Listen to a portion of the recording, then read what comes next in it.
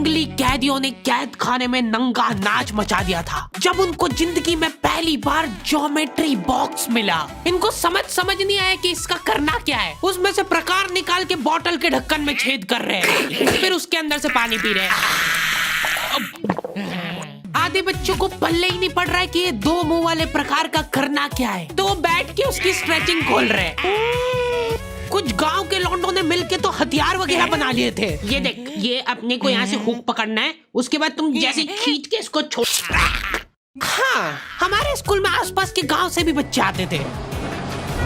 मेरे को बहुत बढ़िया लगते यार ये बच्चे। इनको तुम इनके बैग से ही पहचान सकते हो कि ये तो गांव से, क्योंकि इनके बैग की सबसे आगे वाली जेब में से हमेशा तेल टपकता रहता है। ये लोग लंच के नाम पे एक अचार की चीर और 3 पराठे भर के लाते थे स्टील के डब्बे में, जो रोज लीक कर रहा है। और ये लोग रोज अचार कैसे खा ले रहे हैं। ये लोग स्कूल की बस में ही आते थे, जिसका ड्राइवर था अब्दुल और कंडक्टर रफीक। अब्दुल और रफीक मिलके बसें ड्रिफ्ट करवा देते थे। जान दो, चलो उतर जाओ, आ गया स्कूल। रफीक की स्पेशलिटी थी कि जहाँ से बस निकल ही नहीं सकती वहाँ से भी निकलवा देता था। हाँ, आंदो आएगी, निकलेगी। इतनी जगह में तो 4 बसें पार्क हो जाएंगी। हाँ, जान दो। बस।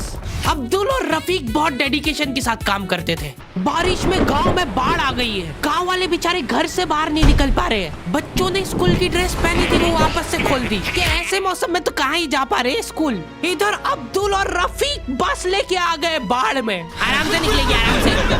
चलने दो। इतनी मेहनत करके जब ये सब स्कूल पहुंच रहे तो पता चल रहा है कि बाढ़ के कारण स्कूल ही बंद है।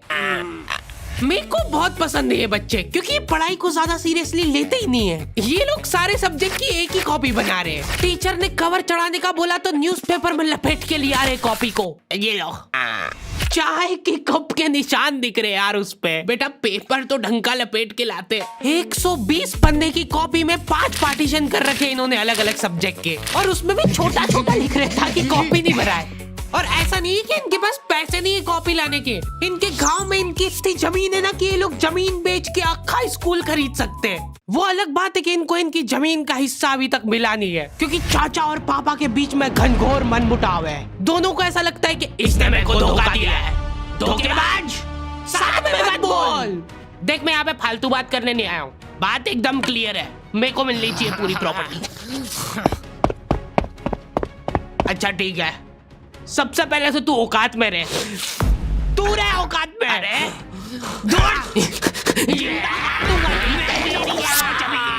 नहीं, दूर, अभी चालू नहीं हुआ है। इनकी बहन दोनों भाइयों का समझौता करने के लिए रेफरी बनी है। एक दूसरे को माँ बहन की गालियां देने के बाद वहीं पे उनको सॉरी बोल दे रहे हैं। सॉरी, क्योंकि दोनों के रिश्ते सेम ही पड़ते हैं।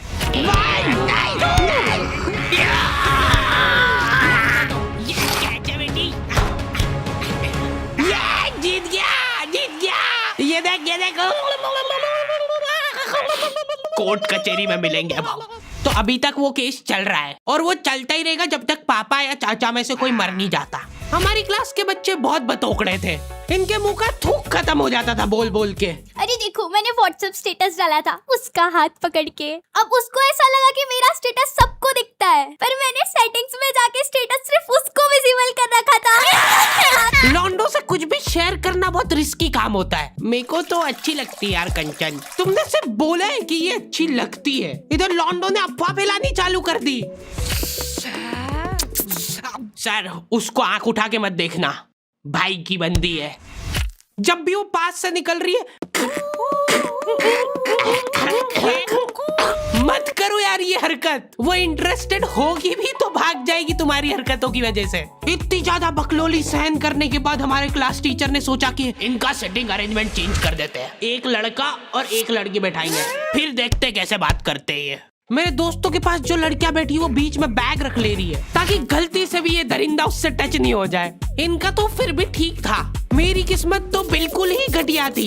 जब तक मेरा नंबर आया लड़कियां ही खत्म हो गई हमारी क्लास की। अच्छा ठीक है, तुम अकेले बैठ जाओ।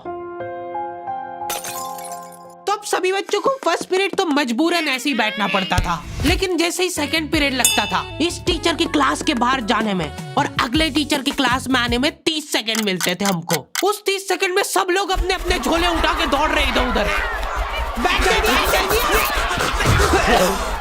जैसे ही अगला टीचर क्लास में आया, बेटा तुम सब हाफ क्यों रहे हो, तो सेकंड पीरियड में सब अपने दोस्तों के पास पहुंच जाते थे। लेकिन लड़कियों को उतनी भी सब्र नहीं है, उनको फर्स्ट पीरियड में भी बात करना है। व्हाट्सएप स्टेटस जो था वो सिर्फ उसको दिखा।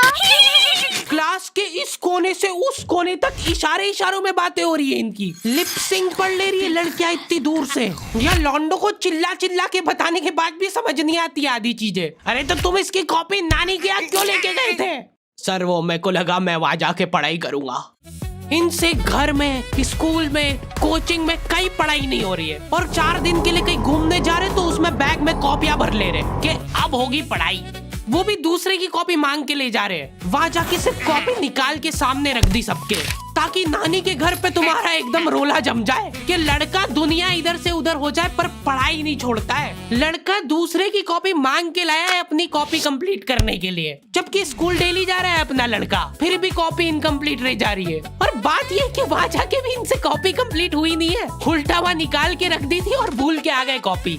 और तुम्हारी लीव तो 3 दिन की थी, तुम 5 दिन बाद क्यों आए मुंह उठा के? सर हम लोग तीसरे दिन पे निकल गए थे वहां से और हम जैसे ही ऑटो रिक्शा में बैठे नानी जी ने रोना चालू कर दिया। अब जैसे जैसे ऑटो दूर जा रहा था मेरी नानी जी जोर से रोने लग रहे थे।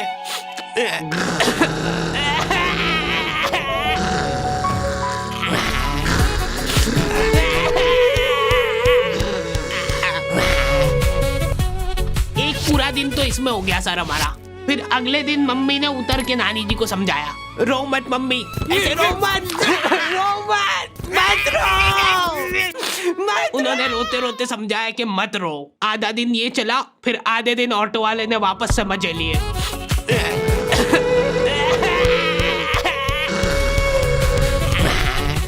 बहुत हरामखोर टाइप बच्चे आते थे हमारे स्कूल में। हमारी क्लास के कुछ बच्चों को जने क्या चुल मची कि स्कूल में फोन ले जाते हैं और वॉशरूम में जाके वो फोन में गाने चला के झुंड बना के नाच रहे हैं।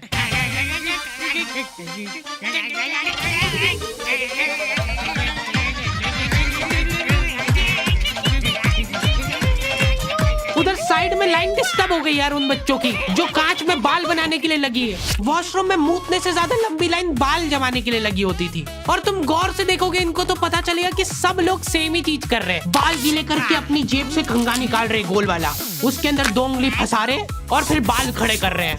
और बाहर निकलते से सारे टीचरों ने घेर रखा है इनको, क्योंकि इतने जोर जोर से गाने बजा के नाच रहे थे ये लोग। किसके पास है फोन जल्दी से बता दो। मैम ऐसा कुछ नहीं, हम तो मुंह से गा रहे थे। किसी से भी पूछ, मैम इसके पास ही है फोन, हमको छोड़ दो, हम तो सिर्फ बाल जमा रहे थे। तुम कुछ कांड करते हुए पकड़ा जाते हो तो तुम्हारा दिमाग चलना ही बंद हो जाता है एकदम। इनसे पूछ रहे कि बताओ बेटा क्यों लाए तुम स्कूल में फोन? मैम वो यूट्यूब से पढ़ाई करने के लिए। स्कूल में? हाँ, हमारे स्कूल में सबसे बड़ी टॉप की सजा होती थी सस्पेंड करना। और मेरे को पता नहीं क्यों बहुत बढ़िया लगती थी ये सजा। ना तुमको स्कूल वालों को लीव लिख के देना है, ना स्कूल वाले तुमसे पूछेंगे कि तुम कहाँ गए थे। रिटायरमेंट वाली लाइफ जी रहे हो तुम स्कूल में। उसके मम्मी पापा को बुला के वो फोन भी दे दिया और उसको सस्पेंड कर दिया। अब वो बच्चा घर पे बैठ के आराम से फोन चलाता है और अपना जीवन खुशी खुशी बिताता है। उसके घर में सिर्फ 2 ही रिटायर्ड लोग हैं, एक उसके दादाजी और दूसरा वो।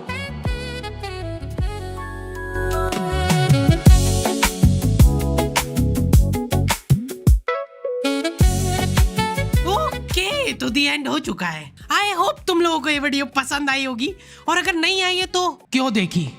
हरी भाई कम से कम 1 घंटे की वीडियो बनाया करो। वीडियो कब चालू होती कब खत्म होती पता ही नहीं लगता है। बात ठीक है, पर ये एनिमेशन बनवाते बनवाते मेरी जेब भी कब खाली हो जाती है वो पता नहीं लगता है मेरे को। इसीलिए ये वाली वीडियो के लिए हम लोग एम रख रहे हैं सिर्फ 15,000 कमेंट का। जो भी वीडियो डालने के 1 घंटे के अंदर कमेंट करेगा उन सबको मैं पर्सनली रिप्लाई करूंगा बैठ के। बस सब हो गया है, वीडियो वगैरह सब बन गई है, मैं बैठ के यही काम करूंगा। और अगर तुम लोग ये कंप्लीट नहीं कर पाए तो मैं समझ जाऊंगा कि तुम में वो पहले वाली बात नहीं रही। मिलते हैं नेक्स्ट वीडियो में।